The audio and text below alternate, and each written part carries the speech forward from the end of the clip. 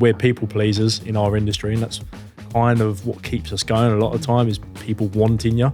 Sounds a bit weird, but people do. I've never seen layers explained so well and so often in a 30-second video. And there seems to be barbers wanting to share, barbers wanting to learn. Not everyone's managing to monetize it though, I don't think. You can't be the face of your business working 5 days a week and want to go do all these jobs and spend time at home with the family. So it's something I've learned too late in the game, really. You're trying to then work with brands and be at home with the family, and then you've still got a full-time job even though you own the business. Hi, welcome to the Noble Barber podcast. I'm Anthony Laban, and we'll be talking to various people in the industry who've made it and their journey and how they got here. Talking honest, cutting through the crap, and making sure your story and their story is heard to help your business and hopefully mine. If you haven't already, please hit the subscribe button, and I hope you enjoy this episode. Hi there, I'm Anthony Laban.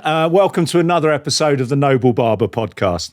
I'm here today with Wes Jones at the Heartbreak Club, his store here in beautiful, I was going to say sunny Essex, but maybe not. Thank you very much, Wes.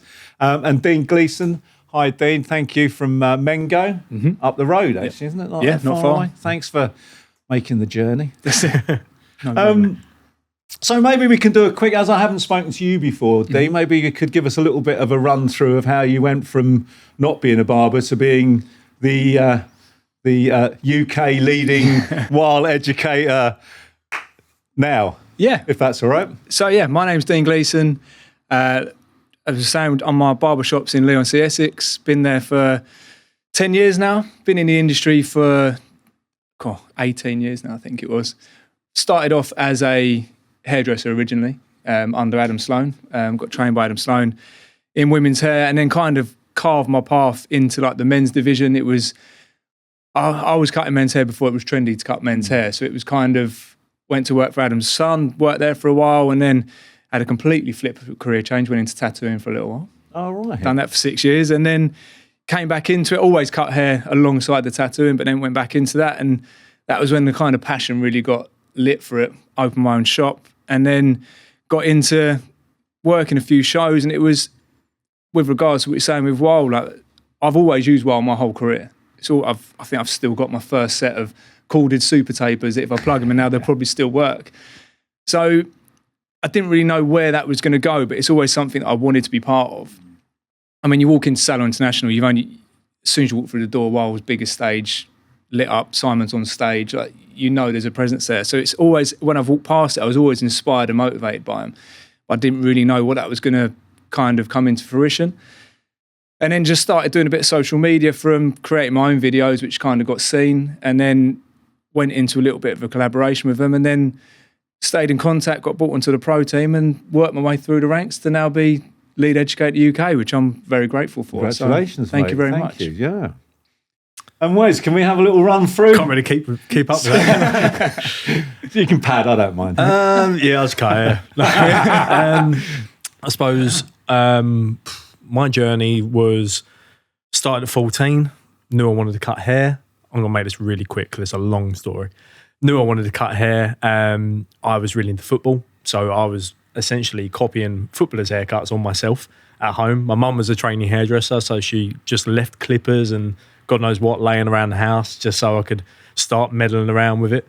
I started doing a few friends' hair from my football team and absolutely mullering it.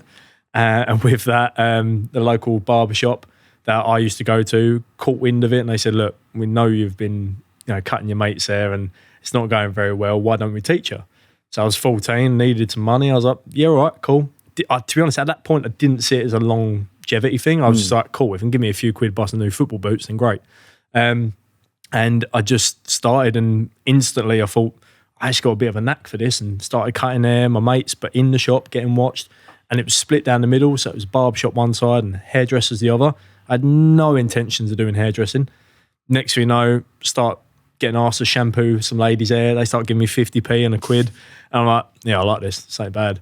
And they started going, all right, dear, can we have Wes wash our hair? And it's quite nice. It was that sense of, okay, I'm doing something small, but it's been rewarded with, someone wanting me again. And I think that's generally, we're people pleasers in our industry. And that's kind of what keeps us going a lot of time, is people wanting you.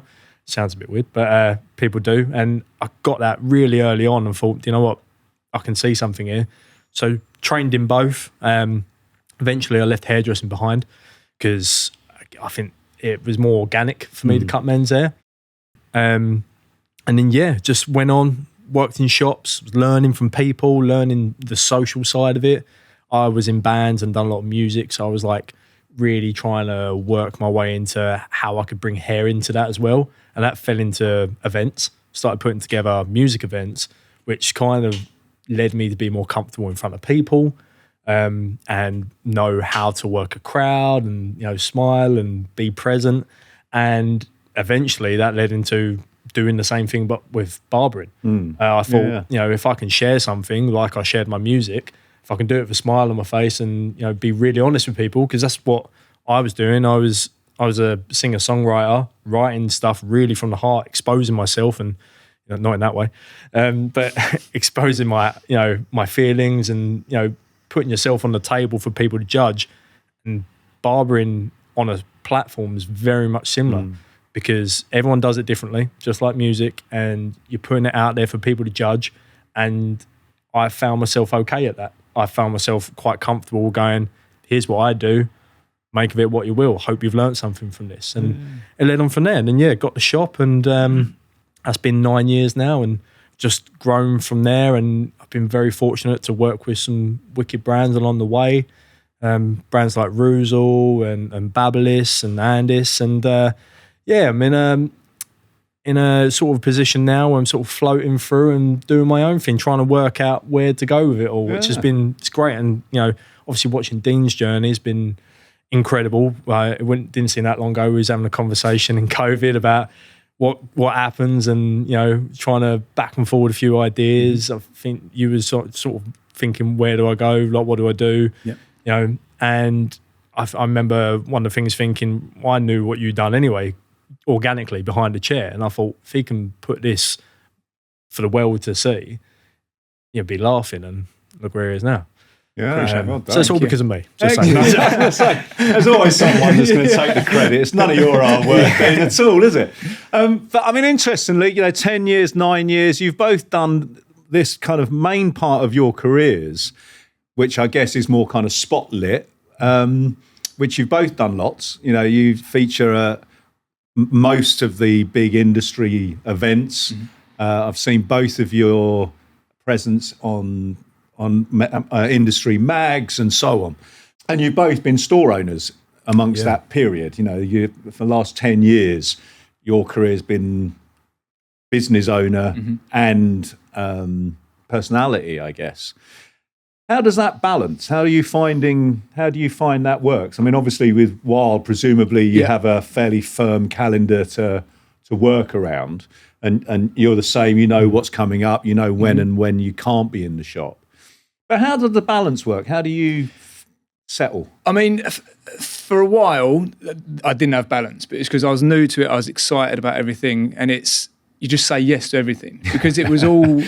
Any show I'd say yes, any work I'd say yes, any trip I'd say yes. And it's kind of, I always say that I've got different hats that I put on. I've got my hat when I'm at home when I'm a dad, and I've got my hat when I'm at work in the shop, and I've got my hat when I work for a while. Now the problem is when they all get mixed up together, and I take work home with me, or I bring family life with me, but I try to keep them separate, just because when I'm at home I'm present, when I'm at Wild I'm present, when I'm in the shop I'm present. Now I've got this more established role, it's a lot easier for me to kind of cut things that I need to cut and put things where I need to put, because I think what happens when you first start out and you're trying to build and you're trying to work with brands or build a clientele is you just do as much as you can for as long as you can. But there's kind of that sacrifice that you have to take that time from somewhere else. So that might mean less time at home with the kids or less time in the shop when I'm out doing shows. And it's kind of, I think you need to work out what your priority is. And now my kids are at that stage where I can afford to be away a little bit more. Whereas there was a season where I had to be at home all the time, and I'm completely grateful for that time when they were babies. But now it's kind of, I can sit down, and I think the biggest thing I've learned recently is just communicating, whether that's with my clients, letting them know that I work with Wild now on this new role that I've got, so it means that I may be away from the shop a little bit more. So it might be the case that I have to kind of refine my client list a little bit and pass them on to the team. And if that's done with the right communication, there's no problem there. So I think, like, Wes, you might be able to answer this as well, but the problem we get with some booking apps is unless you can target your clientele, anyone can just keep booking in. And the problem I found over the years is I'm losing regular loyal clients because a new clientele is booking in, which is fantastic. You want more money coming in, but if that's at the sacrifice of your regular clients that have been with me for 10 years, that's not what I want, because then it doesn't free up that time to then go and work with while go see my kids. So I think it's just being organised. Yeah. It's working out my schedule for the shows and for the education, and with this new role, working out, and that might mean I drop down from 5 days to 4 days. So I've got one whole day now that I can fully focus on the analytical side of it, or take some time with the kids. Doing a school run every now and then for me is like, my kids are at that age where they just want my time. They don't want anything from me other than me. They just want me to sit down, completely present, phone off, which I'm not good at all at the moment. But it's, I don't think anyone is anymore, though, sadly. So I think it is just organisation and communication with everyone, with my family, with my clients, and with my job. And I hope to say I'm getting a little bit better at it, but we'll see.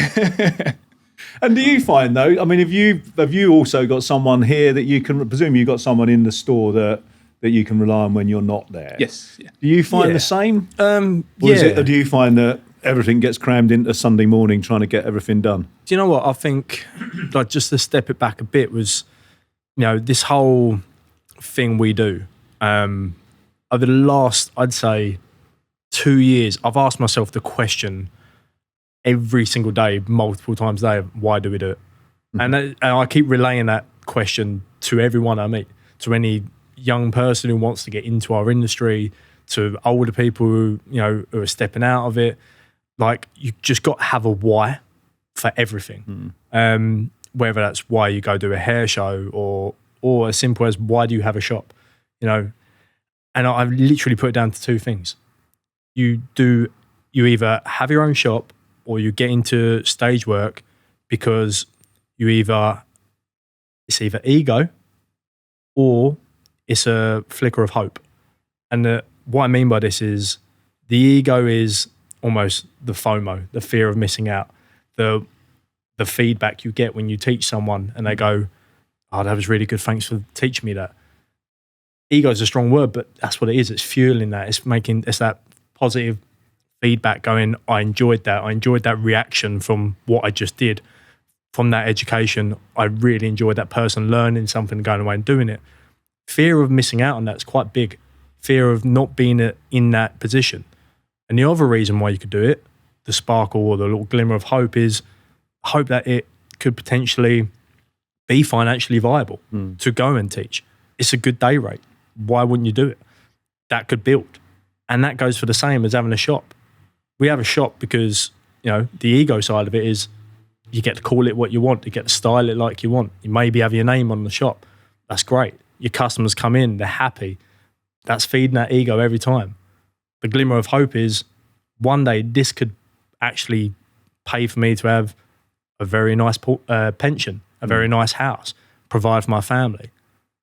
Then you got the other side of it all, which covers both sides of, I could just not do this and be a much happier person and just go work for someone and just get paid a flat rate or paid my amount and go home and not have to worry about it. But isn't just the most terrible word ever? I always hate it when someone comes in for a haircut and they go, oh, just a bit. It's like, oh, come on, mate. I hate that word just. And I guess that's exactly it. But this is when you find your why. If you have that kind of business mindset. It's finding the why. Because both of them things, you put it down, you go, they could be deemed as negative.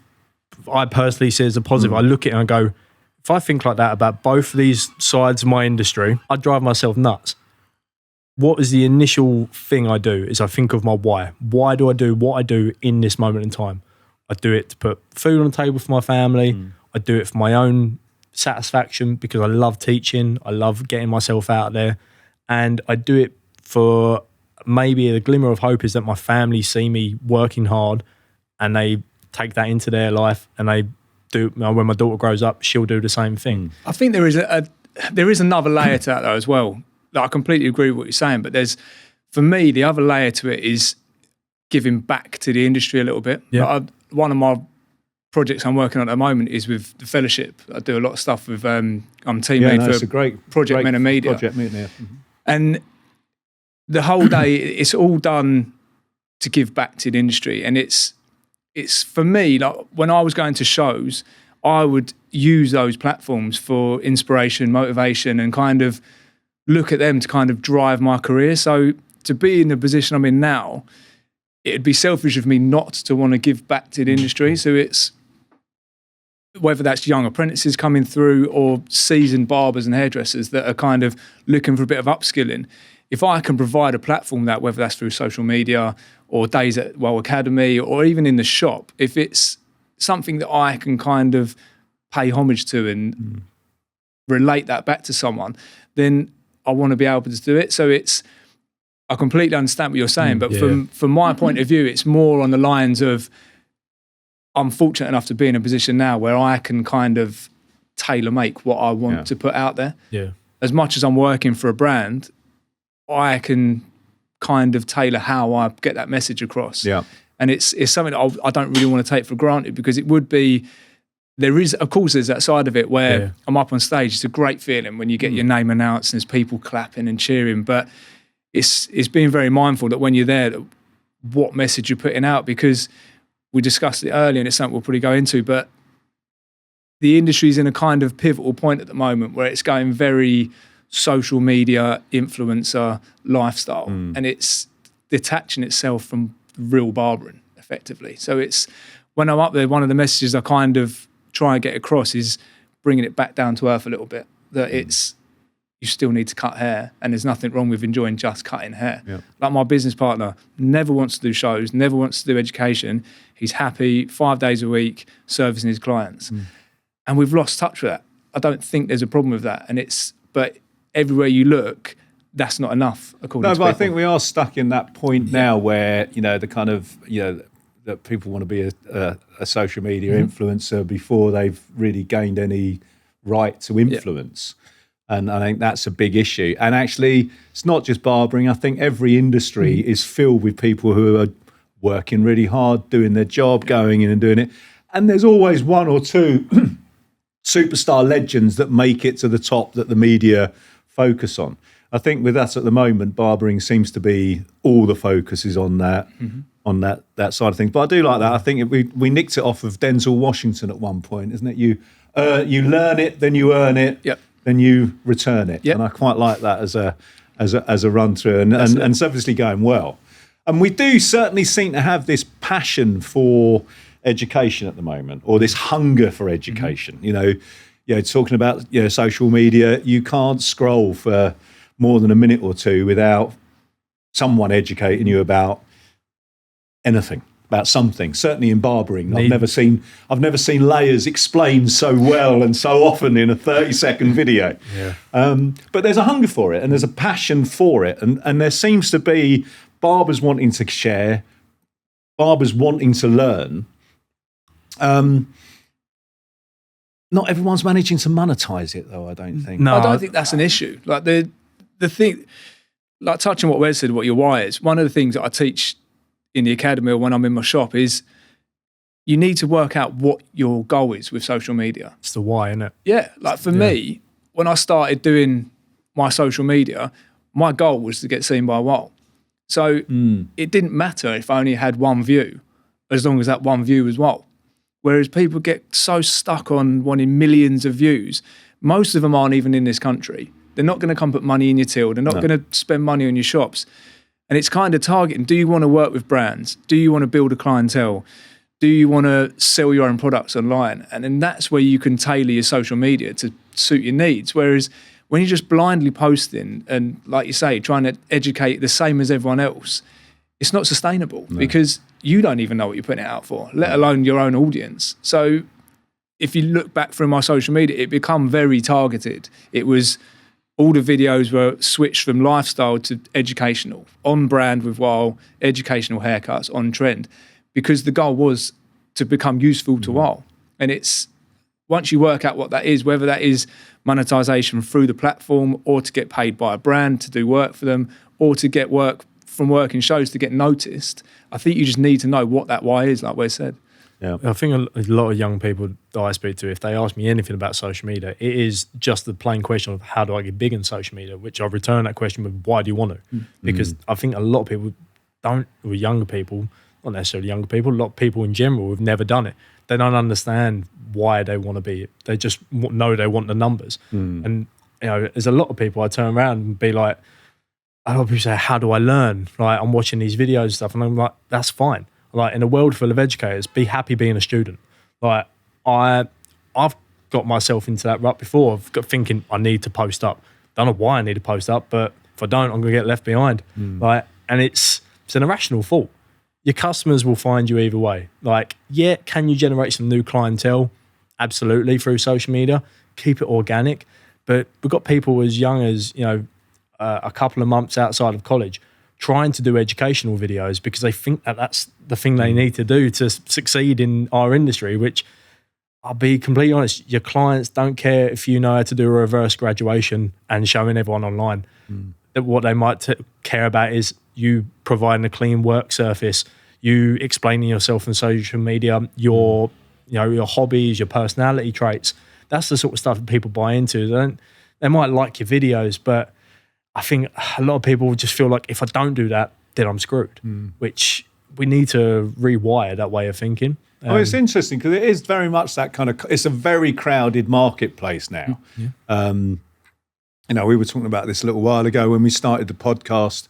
There was very little barbering podcast online. It's definitely busier now. And it suddenly becomes crowded, and you need to have a clear idea of what you're doing, why you're doing it, so that you don't blend and disappear in. You know, I kind of like the fact that you went like, you know, I'm going to pitch myself at while, and that's what I'm going to do. I think a lot of companies will start, not necessarily in barbering, but will start with who's going to buy me out and making yourself look attractive from the get-go. From your point of view, do you think having your shop has enabled that or hampered it?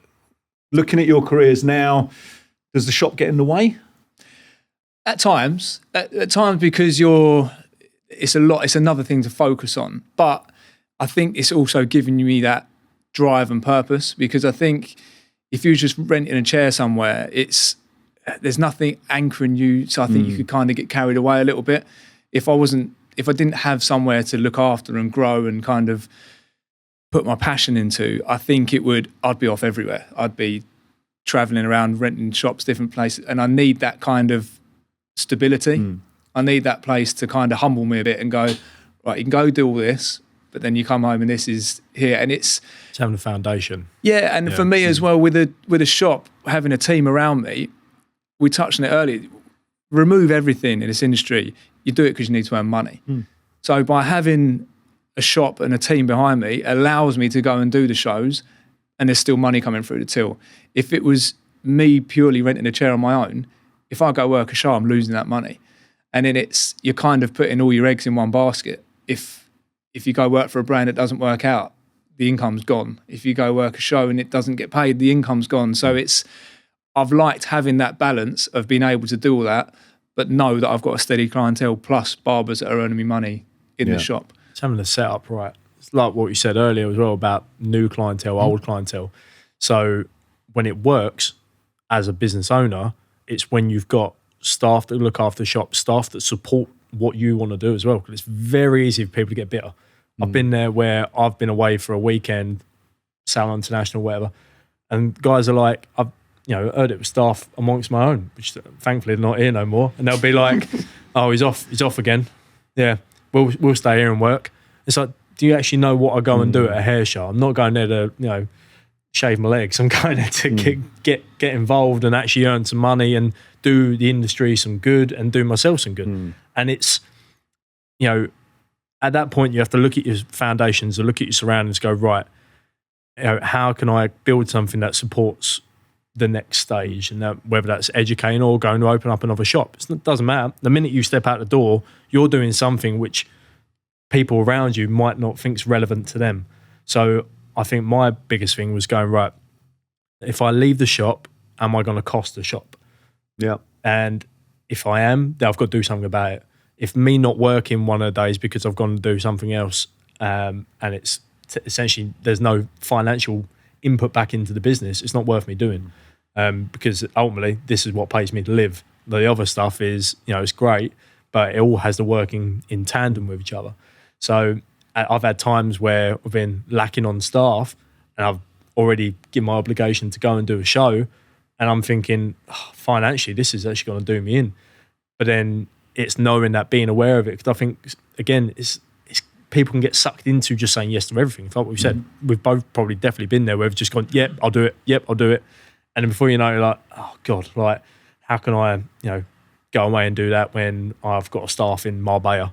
It's all them little things. I think one of the biggest mistakes we make as barbers and hairdressers potentially is we buy a shop because we want to own a business, but then we work in it as if we're employed by it. Yeah. And you can't do both. No. Like you can't be the face of your business working 5 days a week and want to go do all these jobs and spend time at home with the family. So it's something I've learned too late in the game, really. I'd need to kind of reestablish myself and start over again. But if I'd done it all over again from day one, I wouldn't be the main person in my shop. I would have my own clientele. I would open the shop. I'd have a team working for me, but I would champion them. Whereas when we first started off, it was me and my business partner. We was working 7 days a week, just cutting as many people as we could. And it just turned into this thing where we were just working non-stop just to build the clientele. And then you take people on, but that doesn't slow down. So you're then stuck in this rat race of you're trying to then work with brands and be at home with the family, and then you've still got a full-time job even though you own the business. Whereas you can't work on the business if you're in it too much. Yeah. And I think a lot of barbers will agree with us that we all suffer with being it. a technician in your own business. It does take a lot of confidence in yourself to start promoting other people around you, and you don't want to let go of the reins, do you? And let go of the reins. I think it takes. You almost need to. You need to have gone through that to know you need to let go. It's like having another house, ain't it? Like you set up a shop, and it's a massive extension of your personality, your loves, your craft, and the minute you think, right, I've now got to leave all of that in someone else's hands, what's going to happen? Right? It's the unknown, but it just takes a bit of trust, and then finding out sometimes the hard way and sometimes the easy way is you have to put everything in place. My biggest thing was like, right, as a barber, we're a technician. If you own a barbershop and you're also still the main technician, you haven't got time to do everything else. Because you've got to talk about hats, you've got to put on about 80,000 hats. You've got to be the marketing guy, you've got to be the finance, you've got to be the product administrator, you've got to be HR, you've got to do all this, but you've also got a column that you need to worry about. You're never going to have growth with that. No, it's just back to juggling, isn't it? Yeah. But amongst all this, you've both taken that commitment that you wanted to give back, that you wanted to train, whether it's been in store teaching people around you or standing on stage. Yeah. We've met a lot of people throughout this podcast who are an inspiration, but you guys seem to have the kind of a huge amount of influence at the moment with that kind of new barber audience. I think that you're relatable, or what you're doing, I guess, seems more achievable than someone who's been in it 40 odd years. And do you know what I mean? Why do you feel being on stage is the best medium? You both seem to come alive when you're on stage. Yeah. Is it the audience? Do you find that's what brings it over, or is it you feel more connected to the education at that point? Mixture of everything. I think it's probably a big exchanging of energy, if you want to call it that. But I think, I view them, but you go and do a stage wherever it is, you look down and it's the contrast of people you see. You see the young people, you see the people that you've done shows with, you've seen, no offense, there's like the older people walking around that are maybe taking their students around, and it's the contrast. And you can probably, I'd say for myself at this sort of point, I can picture myself in each of them, and the buzz I get back from saying something that lands, like, could be the smallest little bit of information, like, I don't know, if we talk about clippers, I don't know, try clippers upside down here or something, and you see that little light bulb moment of a kid going, oh yeah, that actually works. And it was like, I always go back to my music years, and when I do a gig, I sing bit and you see someone go, oh, nice. Like it's that, positive feedback again. And you know that might inspire someone else to go on and do something, and like it just grows and grows and grows. And I don't think there's many things on earth that are like that. It's very rare that, if you get up and you go to the gym and you go have dinner or something, very rare that someone's going to stand up and applaud you for something you've done in your day-to-day life. And it's not until you get that you either go, oh my God, that feels really good, or you go, oh my God, this is horrible, I need to go run now. Some people, it ain't for everyone. And that's not saying not everyone can teach. I think anyone can share information and help to develop people, but it isn't for everyone to stand up on stage and, again, like I said earlier, expose everything you are to people. But when some people, it's not for them. They want to be. But you're bringing younger ones through part of the team now, presumably. Yeah. So you're not, your education isn't just you're not focusing primarily on the audience. You've got a team now that you're bringing through. Yeah, and I think for me, it relates back to how I prefer learning. What I've realised since doing education is you get 3 types of learners. You get physical learners, you get visual learners, and you get theoretical learners. And they all get taught different. And I think being on stage is one of the only scenarios where all of those get covered, because people can watch you cut hair. We invite them up on stage to use the latest clippers or hair dryers, and then you've got visuals on the back with theory wrote on them. So it's one of the only kind of scenarios where it can cover every point of it. Yeah. And touching on what you say about the new team coming through, it's like we've got a great team at the moment. It's probably, in my opinion, one of the strongest teams we've had for years now, just because of the broadness of it. It's not just like your Alan Beaks and stuff. Like, I love Alan Beak. He's been one of my inspirations throughout my whole career. But like you said earlier, to some people, they will look at Alan and think, oh, he's 15 years ahead of me. Like, so they switch off because they think, I can't reach that. Like, for someone who's coming into their career 6 months in, it's too far off. Yeah. And people that have been in it for 20 years think, oh, I've not got enough time left in the game. So when you bring people on, like even myself, like I'm relatively new to the education on stage industry, but we've just signed some new people. We've got Morgan Jones, fantastic barber. Got Zanir, who cuts hair better than arguably most of the people in the industry at the moment. Kurdish background, absolutely beautiful to cut hair. But what this is doing is it's showing people in the audience that it is achievable, because people I bump into, like where's yourself, like people I bump into at the show, they're the same stage in their career as me. So they think, well, if he's doing it, then I can do it. And it then kind of lights this fire in the audience's belly, because you get it sometimes at the shows, and UK are terrible for it. When I go over to America, it's completely different. Yeah. We're very pessimistic. Yeah. And we won't like to admit it, and people out there will probably disagree with me. You hear it. You sit at shows. I was at a show once, Josh and Monica was on stage. Fantastic hairdresser. Like, no one's really coming close to him at the moment. But you hear people slag him. And you think, what are you talking about? But it's because people would rather tear someone down than admit they're not the same level as them. And I think that is where our job as educators is to break that mold. Yeah. It's to kind of say, you're not that level, let's get you there. Let's get you. Yeah. Let's pull you up. Exactly that. Like, we all need it. Like I say to my team, like one of my biggest fears taking on this lead role educator was there's people at Wild that have been there a lot longer than me. And I said to Simon, who will testify to this, I was very wary about how we navigate that situation, because I didn't want to go in and say I had this role and people think, Jesus Christ, mate, I've been here like 3 times longer. Why have I not got it? And none of them did. They've all welcomed it with open arms. Like, everyone's been great. And I think there's no egos in the team at the moment. The synergy's there. We're all chasing the same goal. And you said yourself, you've seen us on stage. We had the director from America come over this year, and it was the first thing she said, that when we're on stage, it's a whole team. Like, it's the first year we've mixed women's styling. You've got James Parr, Stacey Wright, have come on stage with the barbers. And normally it's separate. We've done it in the past where the stylist has been on their own and the barber's been on their own. But it's the first year we've kind of accumulated this whole team together. And it worked because you're diversifying yourself and appealing to a much larger audience, age range and experience-wise. But I think with Wild, last year the stage shows were really impressive.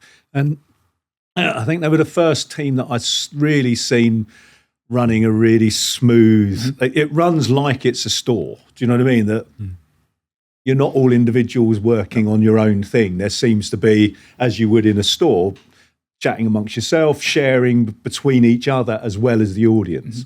And I felt very included in the audience. I thought it was great. I think people buy into people, don't they? Like there's no point being the best hairdresser in the world if people don't like you as a person, because at the end of the day, they're not going to sit in your chair. I've worked in shops before where arguably not the best barber in the shop is the fully booked because people enjoy spending time with them. And I think that's what we need to try and get across as educators on social media.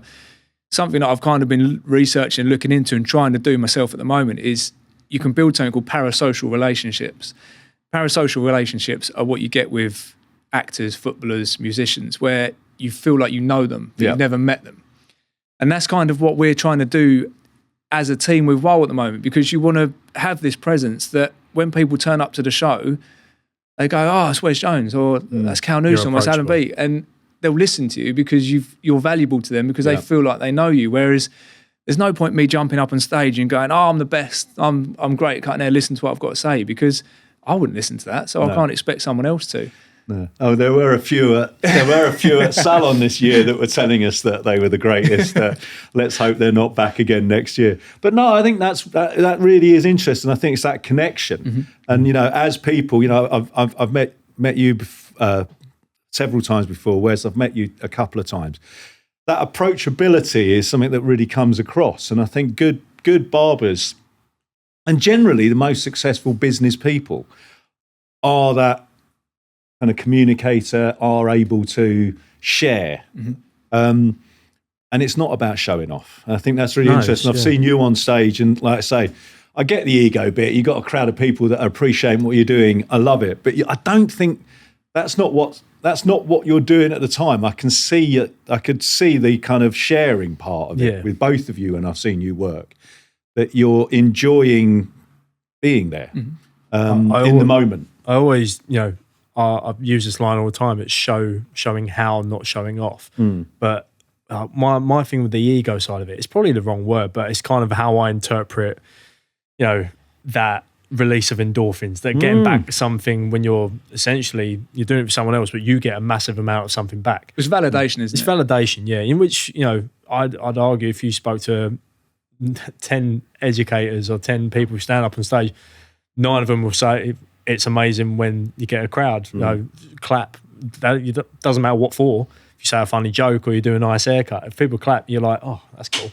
That's why comedians do what they do. Like, it's doing something for someone else, but ultimately you do get quite a bit back. So it's, it is nice to fill that cup every now and again. But the approachability thing, I think, as long as you are just being honest, people can see through people. Like, they know if you're chatting shizzle. I can't remember if I can swear or not. But I think when you're in the shop, that's what I get it. As a barber, I think the better guys are the ones that can interact, that can be sharing, can be part of everyone's life. Most of my clients come into the store, and it genuinely is like they're old mates. Even people that I've only known 2 or 3 haircuts. There's a good connection, and I'm really enjoy making that connection. Yeah, doing it with a crew or a team or an audience takes a bit more though, and I think when you're seeing these younger guys coming up and doing all their education on social media, doing it here one-to-one with a camera is one thing. To connect in a large room, it takes something else. Having the balance, I think, having the balance of professionalism in being able to talk to everyone you're looking at and explain what you're going to do in a professional manner, but also be down to earth and be relaxed and make a few jokes and get on their good side. Like one of the people I always took inspiration from was Kai Wilson. I worked with him in the early days of Bablis, and I'd never seen someone swear so much on stage, but the professional heads in the room are like, you've just taught us everything you need to know, and felt like they can go up to him after and be like, Kai, what was that thing you done? And he actually answer. Because there's a lot of people, I'll watch at shows and I'll think, I'm too scared to go and ask them something, which is ridiculous. Yeah. Really, no, I would never say we just cut hair, but we are all trying to teach and share information, which we've picked up along the way in the most humble way possible. Yeah. And it's very easy on the flip side of it, as like a spectator, to lose sight of that and think, oh my God, they've just been standing on the stage. I don't want to ask them what their favourite clipper is. You know, it's the fear of like rejection, I suppose, that if you go up to them, they're going to be like, I ain't got time for you. Which I'd say to any young person, if you see someone that you're watching that you want to know more information, reach out to them. Doesn't matter if they've got 10,000 people watching them cut hair or 5. They will be able to give you something that you didn't know before, or at least validate something that you want to ask. It does, like, don't be scared. No. But you said it yourself, and I thought that was one of the first things. I may have missed it. I don't watch everything, I must admit. But you really did encourage people up from the audience into interaction, which I hadn't seen much before. Well, what happens otherwise is people know that I'm working with Wild, so it automatically they go, well, you're just saying that because you work for them. So there's no point in me just standing on stage going, this is the Wild Vape, you need to buy it, it's the best clipper in the world. It is the best clipper in the world. But you need to... Simon's influence kicked in there for a second. Use code DEAN15. But someone coming up and physically holding it, using it, seeing how it cuts hair, I don't have to say anything because they can then make their mind. I run a risk of them coming up and going, actually, I don't like it. But I'd rather do that because it's an authentic. Yeah. I'd rather them come up, test it out, and make their own mind up. Do you know because I can talk about it all day long, but until they come up and have a look, and it's more of a confidence thing as well, because what I've noticed, especially in the academy, is there's some incredible hairdressers and barbers out there.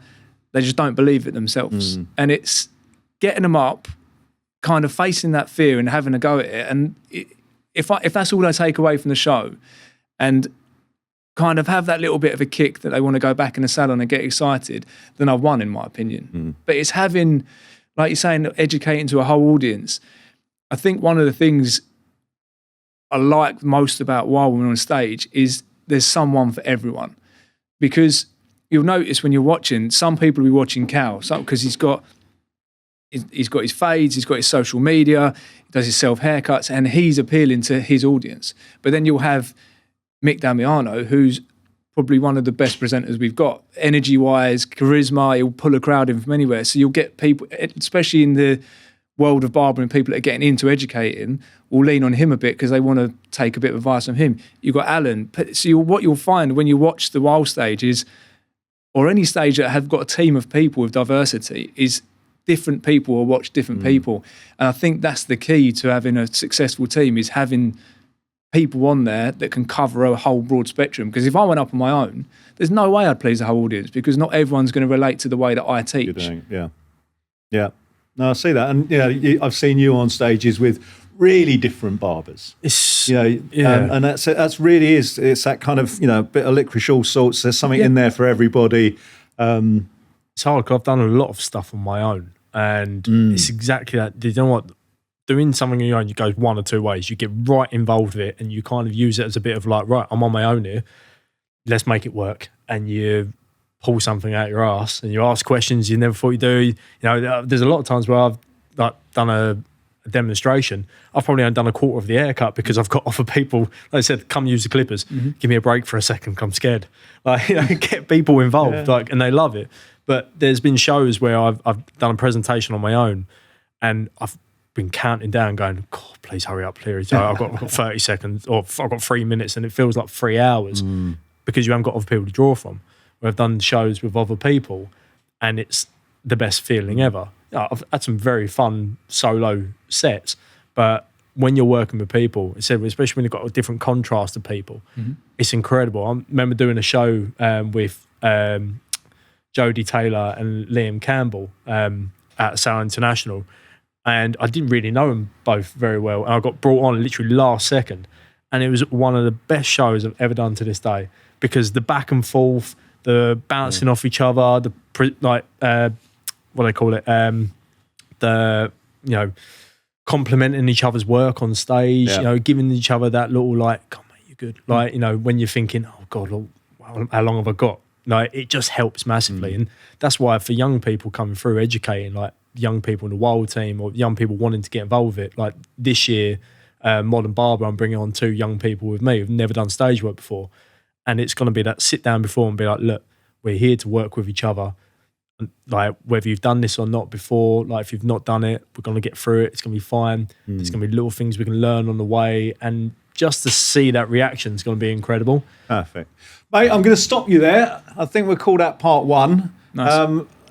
We'll be back. We'll just try and get the band back together.